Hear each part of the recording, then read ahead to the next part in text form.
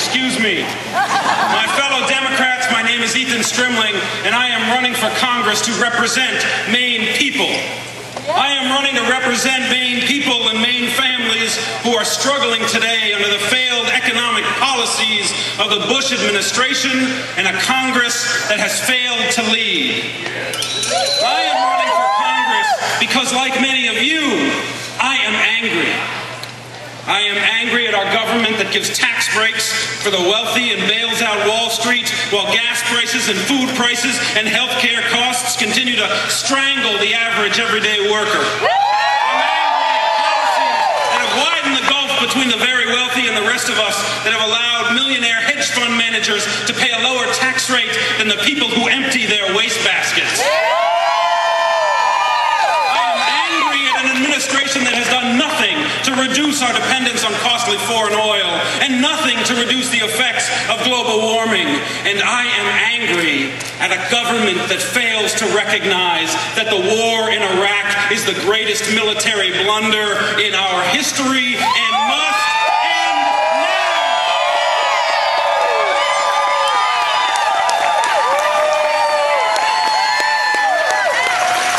In 2002, before the bombs fell, I took a very unpopular position against this war, and I took a lot of heat for it. But I didn't just talk about it or offer my opinion. I took action. That's right. I sponsored a resolution in the Maine Senate urging the president not to invade. And when we voted in favor of the resolution, we became the first legislative body in the nation to oppose this war, and that's a vote I remain proud of.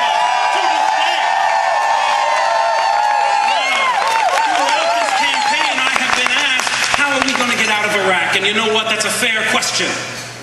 But here's my answer. We're going to get out of Iraq on planes, on trucks, on jeeps, and in tanks. It's really just that simple, folks. When I hear candidates offer so-called responsible plans to end the war, I know what that means. That's John McCain speak. John McCain speak for, quote, we're going to be in Iraq for another 10 years, 20 years, or even 100 years. Don't be fooled by the language. There is no military solution to this war, only a diplomatic solution. Another day only emboldens the insurgency, strengthens Iran, and makes the dire situation even worse. It has cost too many lives. It has cost too many tax dollars. It is time to bring our troops home today.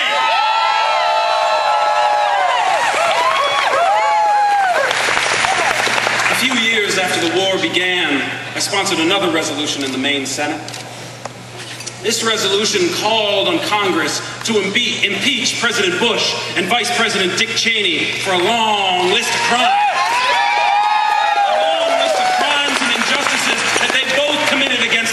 People. And I took a lot of heat for that resolution too. Editorial writers had a field day asking, what's the point?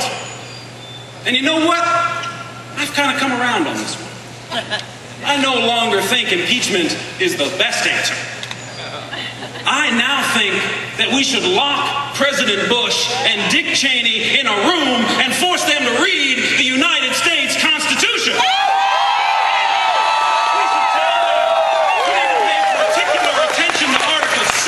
That says all treaties entered into by the United States are the supreme law of the land, and that includes the Geneva Convention, Mr. President. And he should pay close attention to the Fourth Amendment that prohibits searches and seizures without a warrant, and that includes the wiretapping of American citizens.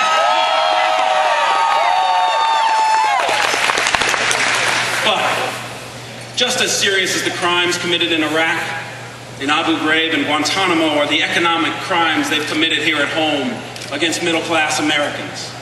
Who would have thought we would see tax cuts for the very rich at a time when our soldiers and their families are being asked to sacrifice so much during a time of war?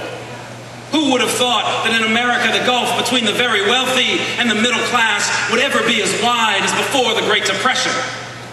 That the financial wealth of the top 1% of households would exceed the combined wealth of the bottom 95%.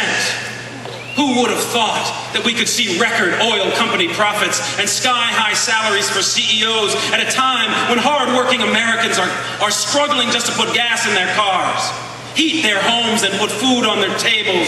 If the minimum wage has risen as much as CEO pay did in the 1990s, it'd be $25 an hour instead of the measly $7 it is today.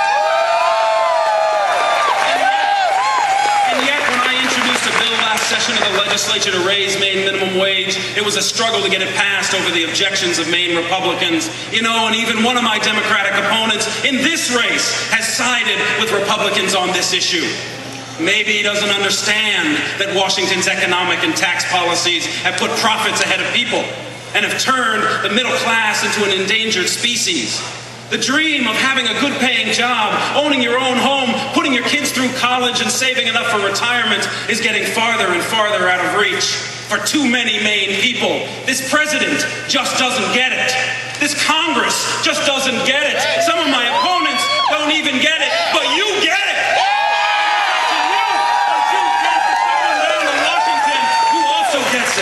Who will bring your values and your concerns to the halls of Congress? Someone who will put the economic concerns of the middle class ahead of the concerns of wealthy individuals and big corporations. Someone who will stand up to the special interests in big oil and tell them that it's time to turn your windfall profits into wind energy for America.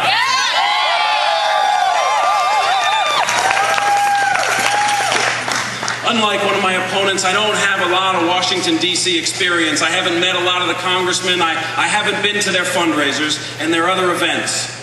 My experience has been working with families here in Maine, helping them cope with their day-to-day lives as the executive director of Portland West. I've seen firsthand every day what the Bush-Cheney policies have done to working middle-class families. And because of my belief in Maine people, I'm the only candidate in this race who took a pledge against accepting contributions from federal PACs and lobbyists. That means when they come into my office and they say, the check will be in the mail if you vote this way, I'm going to look at them and say, I'm sorry, your check is not welcome here. Because we need to change this in Washington. If you're looking for someone who will bring Maine values and Maine concerns to the nation's capital, someone who will stand up for the rest of us and work for fairness and for economic justice, someone who believes it's not too late to make the American dream a reality, then that's the message I pledge to carry to Washington as your representative in Congress.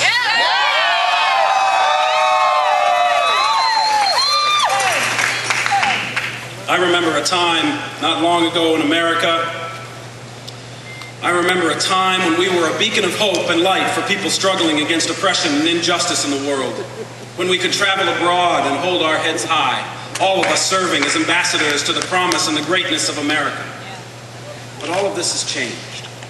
The Bush administration has brought shame on this country, destroyed our prestige around the world and even here at home. But it's not too late.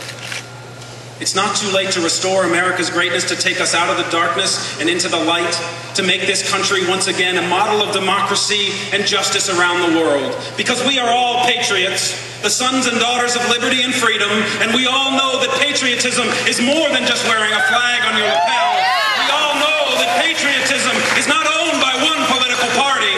True patriotism means standing up against an unjust war. It means standing up against a president who torture and wiretaps American citizens. It means standing up for an America that is compassionate, that is just, that believes in equality and fairness for all its citizens, gay, straight,